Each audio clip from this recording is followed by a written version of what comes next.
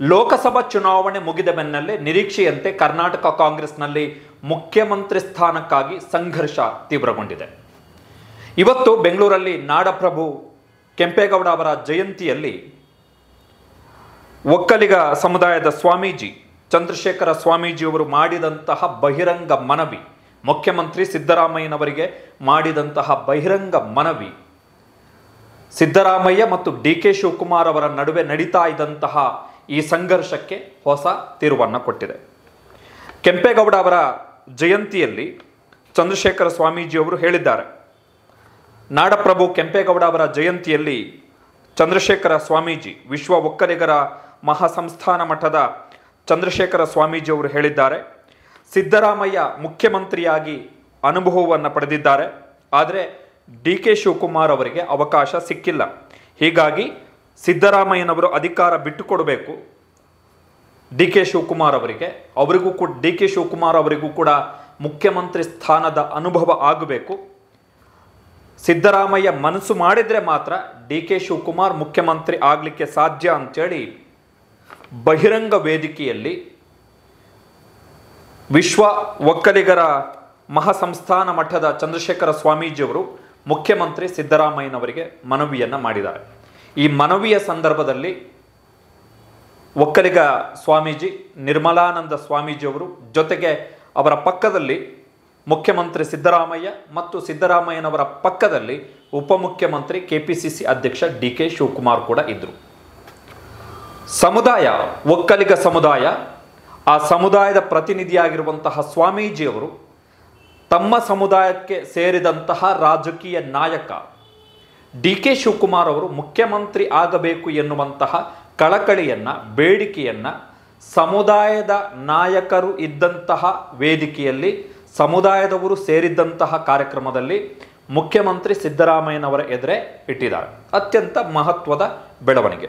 ಚಂದ್ರಶೇಖರ ಸ್ವಾಮೀಜಿಯವರ ಈ ಮಾತನ್ನು ಕೇಳಿದಂತಹ ಸಂದರ್ಭದಲ್ಲಿ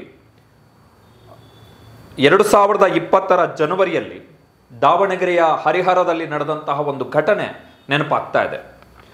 2020 ಜನವರಿ 14ನೇ ತಾರೀಕು ಹರಿಹರದಲ್ಲಿ ಹರಜಾತ್ರೆ ನಡೆಯಿತು. ಆ ಹರಜಾತ್ರೆ ಕಾರ್ಯಕ್ರಮದಲ್ಲಿ ವಚನಾನಂದ ಸ್ವಾಮೀಜಿಯವರು ತಮ್ಮ ಪಕ್ಕದಲ್ಲಿ ಕೂತಿದ್ದಂತಹ ಮುಖ್ಯಮಂತ್ರಿ ಯಡಿಯೂರಪ್ಪನವರಿಗೆ ಒಂದು ಬೇಡಿಕೆಯನ್ನು ಇಡ್ತಾರೆ.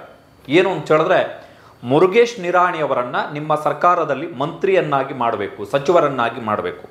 ಒಂದು ವೇಳೆ ನೀವು ಅವರನ್ನು ಸಚಿವರನ್ನಾಗಿ ಮಾಡದೆ ಹೋದರೆ, ನಿರಾಣಿಯನ್ನು ಸಚಿವರನ್ನಾಗಿ ಮಾಡದೆ ಹೋದರೆ ಪಂಚಮಸಾಲಿ ಸಮುದಾಯ ನಿಮ್ಮನ್ನು ಕೈ ಬಿಡುತ್ತೆ. ನೀವು ನಿರಾಣಿಯವರನ್ನು ಕೈ ಬಿಟ್ಟರೆ, ಮಂತ್ರಿಯನ್ನಾಗಿ ಮಾಡದೆ, ಪಂಚಮಸಾಲಿ ಸಮುದಾಯ ನಿಮ್ಮನ್ನು ಕೈ ಬಿಡುತ್ತೆ ಅಂಥೇಳಿ ತಮ್ಮ ಪಕ್ಕದಲ್ಲೇ ಕೂತಿದ್ದಂತಹ ಯಡಿಯೂರಪ್ಪನವರು, ಮುಖ್ಯಮಂತ್ರಿ ಯಡಿಯೂರಪ್ಪನವರಿಗೆ ವಚನಾನಂದ ಸ್ವಾಮೀಜಿ ಹೇಳ್ತಾರೆ. ಆಗ ಆ ಕ್ಷಣವೇ ಯಡಿಯೂರಪ್ಪನವರು ಸಿಟ್ಟಿನಿಂದ ಎದ್ದೇಳ್ತಾರೆ. ಸಿಟ್ಟಿನಿಂದ ಎದ್ದು ಬಿಟ್ಟು ಮಾತಾಡ್ತಾರೆ. ಸ್ವಾಮೀಜಿಯವರಿಗೆ ಎಚ್ಚರಿಕೆಯನ್ನು ಕೊಡ್ತಾರೆ, ನೀವು ಈ ರೀತಿ ಮಾತಾಡಬೇಡಿ, ಬೆದರಿಕೆಯನ್ನು ಹಾಕಬೇಡಿ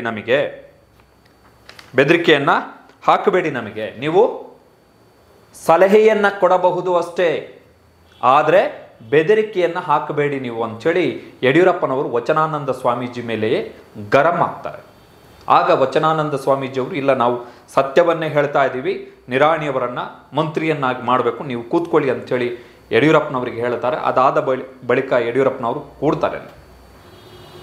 ಇದು 2020 ಜನವರಿಯಲ್ಲಿ ನಡೆದಂತಹ ಘಟನೆ. ಇವತ್ತು ಚಂದ್ರಶೇಖರ ಸ್ವಾಮೀಜಿಯವರು ಡಿ.ಕೆ. ಶಿವಕುಮಾರ್ ಅವರಿಗೆ ಮುಖ್ಯಮಂತ್ರಿ ಸ್ಥಾನವನ್ನು ಸಿದ್ದರಾಮಯ್ಯನವರು ಬಿಟ್ಟುಕೊಡಬೇಕು ಎನ್ನುವಂತಹ ಬಹಿರಂಗ ಮನವಿಯನ್ನು ಮಾಡಿದಂತಹ ಸಂದರ್ಭದಲ್ಲಿ ಈ ಸನ್ನಿವೇಶ ನೆನಪಾಯಿತು. ಬಟ್ ಸಿದ್ದರಾಮಯ್ಯನವರೇನು ಸಿಟ್ಟು ಮಾಡಿಕೊಳ್ಳಲಿಲ್ಲ. ಬಿಕಾಸ್ ಸ್ವಾಮೀಜಿಯೊಬ್ಬರು ಅವರ ಸಮುದಾಯದ ಪರವಾಗಿ, ಅವರ ಸಮುದಾಯದ ರಾಜಕೀಯ ನಾಯಕರೊಬ್ಬರು ಮುಖ್ಯಮಂತ್ರಿ ಸ್ಥಾನಕ್ಕೆ ಏರಬೇಕು ಅಂತೇಳಿ ಬಯಸ್ತಾ ಇರುವಂಥದ್ದು ಖಂಡಿತ ತಪ್ಪಲ್ಲ. ಇಲ್ಲಿ ಗಮನಿಸಬೇಕಾದಂಥ ಒಂದು ಅಂಶ ಏನು ಅಂತ ಹೇಳಿದ್ರೆ, 2023ರಲ್ಲಿ ಕರ್ನಾಟಕದಲ್ಲಿ ಕಾಂಗ್ರೆಸ್ ಅಧಿಕಾರಕ್ಕೆ ಬಂದಂತಹ ಸಂದರ್ಭದಲ್ಲಿ ಆ ವಿಧಾನಸಭಾ ಚುನಾವಣೆಯಲ್ಲೂ ಕೂಡ ಡಿ.ಕೆ. ಶಿವಕುಮಾರ್ ಪ್ರಚಾರ ಮಾಡಿದ್ದು ಏನು ಅಂತ ಹೇಳಿದ್ರೆ, ಒಂದು ಮುಖ್ಯಮಂತ್ರಿ ಆಗಲಿಕ್ಕೆ ನನಗೊಂದು ಅವಕಾಶವನ್ನು ಕೊಡಬೇಕು ಅಂಥೇಳಿ.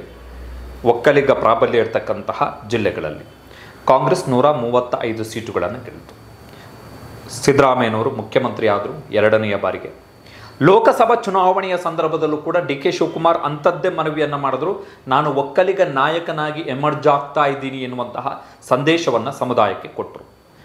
ಆದರೆ ಸ್ವತಃ ಸಹೋದರ ತಮ್ಮ ಡಿ ಕೆ ಸುರೇಶ್ ಸ್ಪರ್ಧಿಸಿದ್ದಂತಹ ಬೆಂಗಳೂರು ಗ್ರಾಮಾಂತರ ಲೋಕಸಭಾ ಕ್ಷೇತ್ರದಲ್ಲೇ ಕಾಂಗ್ರೆಸ್ ಸೋಲನ್ನು ಅನುಭವಿಸಿತು.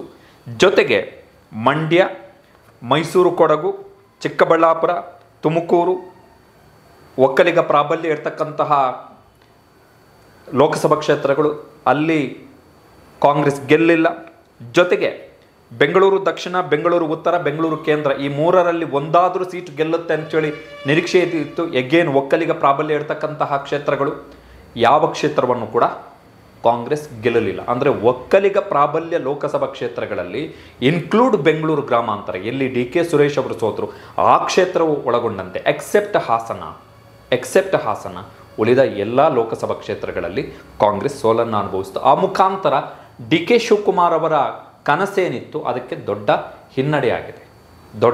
ಹಿನ್ನಡೆಯಾಗಿರುವಂಥದ್ದು. ಒಂದು ವೇಳೆ ಬೆಂಗಳೂರು ಗ್ರಾಮಾಂತರ ಮತ್ತು ಮಂಡ್ಯ ಲೋಕಸಭಾ ಕ್ಷೇತ್ರವನ್ನು ಕಾಂಗ್ರೆಸ್ ಗೆದ್ದಿದ್ದರೂ ಕೂಡ ಈಗ ಡಿ ಕೆ ಶಿವಕುಮಾರ್ ಅವರಿಗೆ ಸಿದ್ದರಾಮಯ್ಯನವರನ್ನು ಕೆಳಗಿಳಿಸಿ ನಾನು ಮುಖ್ಯಮಂತ್ರಿ ಆಗಬೇಕು ಎನ್ನುವಂತಹ ವಾದವನ್ನು ಮಂಡನೆ ಮಾಡಲಿಕ್ಕೆ ಪ್ರಬಲವಾದಂತಹ ಅಸ್ತ್ರ ಇರ್ತಿತ್ತು. ಆದರೆ ಬೆಂಗಳೂರು ಗ್ರಾಮಾಂತರದಲ್ಲೇ ಸ್ವತಃ ಸಹೋದರ, ಅದು ಕೂಡ ಕನಕಪುರದಲ್ಲೇ ಲೀಡ್ ಬಂದಿಲ್ಲ ಡಿ ಕೆ ಸುರೇಶ್ ಅವರಿಗೆ. ಹೀಗಾಗಿ ಆ ಅವಕಾಶ ಮಿಸ್ ಆಗಿದೆ. ಆ ಆಘಾತದಿಂದ ಇನ್ನೂ ಕೂಡ ಡಿ ಕೆ ಶಿವಕುಮಾರ್ ಅವರು ಹೊರಬಂದಿಲ್ಲ. ನೀವು ಅವರ ಹಾವಭಾವಗಳನ್ನು ಗಮನಿಸಿದ್ರೆ ಇನ್ನೂ ಕೂಡ ಆ ದುಗುಡ ನೋವಲ್ಲೇ ಡಿ ಕೆ ಶಿವಕುಮಾರ್ ಅವರು ಇದ್ದಾರೆ.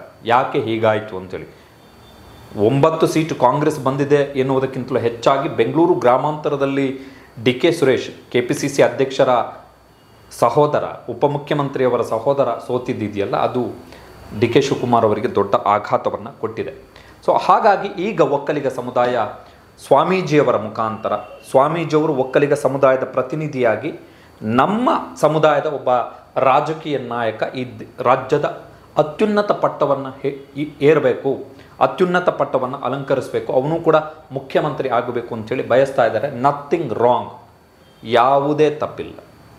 ಈಗ ಸಿದ್ದರಾಮಯ್ಯನವರ ಪರವಾಗಿ ಅವರ ಸಮುದಾಯದವರು, ಅಹಿಂದ ಸಮುದಾಯದವರು, ಈಗ ಯಡಿಯೂರಪ್ಪನವರನ್ನು ಮುಖ್ಯಮಂತ್ರಿ ಸ್ಥಾನದಿಂದ ಇಳಿಸುವಂತಹ ಸಂದರ್ಭದಲ್ಲಿ ಲಿಂಗಾಯತ ಸಮುದಾಯದ ಸ್ವಾಮೀಜಿಗಳೆಲ್ಲ ಯಡಿಯೂರಪ್ಪನವರ ನಿವಾಸಕ್ಕೆ ತೆರಳಿ ಅಲ್ಲಿ ಅವ್ರ ಜೊತೆ ಮಾತುಕತೆಯನ್ನು ಮಾಡಿದ್ರು, ಅವರಿಗೆ ಬೆಂಬಲವನ್ನು ಸೂಚಿಸಿದ್ರು. ಬಟ್ BJP ಅವರನ್ನು ಕೆಳಗಿಳಿಸ್ತು ಮುಖ್ಯಮಂತ್ರಿ ಸ್ಥಾನದಿಂದ. ಸೊ ಸಮುದಾಯಗಳು ತಮ್ಮ ಸಮುದಾಯದ ರಾಜಕೀಯ ನಾಯಕರಿದ್ದಾರೆ, ಅವರನ್ನು ಹೆಚ್ಚು ಅವರ ಧ್ವನಿಯಾಗಿ, ಅವರ ಶಕ್ತಿಯಾಗಿ, ಅವರ ಬೆನ್ನೆಲುಬಾಗಿ ನಿಲ್ಲಕ್ಕೆ ಪ್ರಯತ್ನ ಪಡ್ತಾರೆ ಆ ಸಮುದಾಯದ ಧಾರ್ಮಿಕ ನಾಯಕರು. ಕಾರಣ ಏನು ಅಂತ ಹೇಳಿದ್ರೆ, ನಮ್ಮವನು ಒಂದು ಉನ್ನತ ಹುದ್ದೆಗೆ ಹೋದರೆ, ಅತ್ಯುನ್ನತ ಹುದ್ದೆಯನ್ನು ಏರಿದ್ರೆ ಅದು ಸಮುದಾಯಕ್ಕೂ ಕೂಡ ಒಂದು ಗೌರವ ಎನ್ನುವಂಥದ್ದು ಪ್ರತಿ ಸಮುದಾಯದ ಲೆಕ್ಕಾಚಾರ. ಆ ಅರ್ಥದಲ್ಲಿ, ಆ ಹಿನ್ನೆಲೆಯಲ್ಲಿ ನಥಿಂಗ್ ರಾಂಗ್. ಸ್ವಾಮೀಜಿಯವರು ಹೇಳಿರುವಂಥದ್ರಲ್ಲಿ ಯಾವುದೇ ತಪ್ಪಿಲ್ಲ. ಇಟ್ಸ್ ಫ್ಯಾಕ್ಟ್ ದಟ್ ಸಿದ್ದರಾಮಯ್ಯನವರು ಒಪ್ಪದೆ ಡಿ ಕೆ ಶಿವಕುಮಾರ್ ಮುಖ್ಯಮಂತ್ರಿ ಆಗಲಿಕ್ಕೆ ಸಾಧ್ಯ ಇಲ್ಲ. It is also fact. But ಇಲ್ಲಿ ಒಂದು ಅಂಶವನ್ನು ನಾವು ಗಮನಿಸಬೇಕು. ಯಡಿಯೂರಪ್ಪನವರು ಸಿಟ್ಟಾದ ರೀತಿ ಸಿದ್ದರಾಮಯ್ಯನವರು ಸಿಟ್ಟಾಗಲಿಲ್ಲ. ವಚನಾನಂದ ಸ್ವಾಮೀಜಿಯವರು ಸಿಟ್ಟಾದ ರೀತಿಯಲ್ಲಿ ಚಂದ್ರಶೇಖರ ಸ್ವಾಮೀಜಿಯವರು ಮೆಸೇಜನ್ನು ಕನ್ವೆ ಮಾಡಿಲ್ಲ. ಎಲ್ಲ ವಿನಯದಿಂದ ಕೇಳಿದ್ದಾರೆ, ಮುಖ್ಯಮಂತ್ರಿಗಳು ಕೂಡ ಅದನ್ನು ಸಮಾಧಾನದಿಂದ ಆಲಿಸಿದ್ದಾರೆ. So nothing wrong. D K Shivakumar ಅವರ ಪರ ಚಂದ್ರಶೇಖರ ಸ್ವಾಮೀಜಿಯವರ ವಕಾಲತ್ತನ್ನು ತಪ್ಪು ಅಂತ ಹೇಳಲಿಕ್ಕೆ ಸಾಧ್ಯವೇ ಇಲ್ಲ. ಸ್ವಾಮೀಜಿಗಳಿಗೆ ರಾಜಕೀಯ ಬೇಕಾ ಅಂತ ಕೇಳಿದ್ರೆ ಬೇಕು ಅಂತಲೇ ಹೇಳ್ಬೋದು. ಕಾರಣ ಏನು ಅಂತ ಹೇಳಿದ್ರೆ, they are the force politically. ಅವರಿಗೆ ಅವ್ರದ್ದೇ ಆದಂತಹ ರಾಜಕೀಯ ಪ್ರಭಾವಗಳು ಇರ್ತವೆ. ಬಟ್ ಕೆಲವು ಸಂದರ್ಭಗಳಲ್ಲಿ ಬೇಡವಾಗಿತ್ತು ಎನ್ನುವಂತಹ ಅಭಿಪ್ರಾಯಗಳು ಕೂಡ ಇರ್ತವೆ. ಬಟ್ ಏನೇ ಆಗಲಿ, ಆಯಾ ಸಮುದಾಯದ ಹಿತವನ್ನು ಕಾಪಾಡಲಿಕ್ಕೆ ತನ್ನ ಪ್ರಯತ್ನವನ್ನು ಯಾವತ್ತೂ ಕೂಡ ಮಾಡುತ್ತೆ.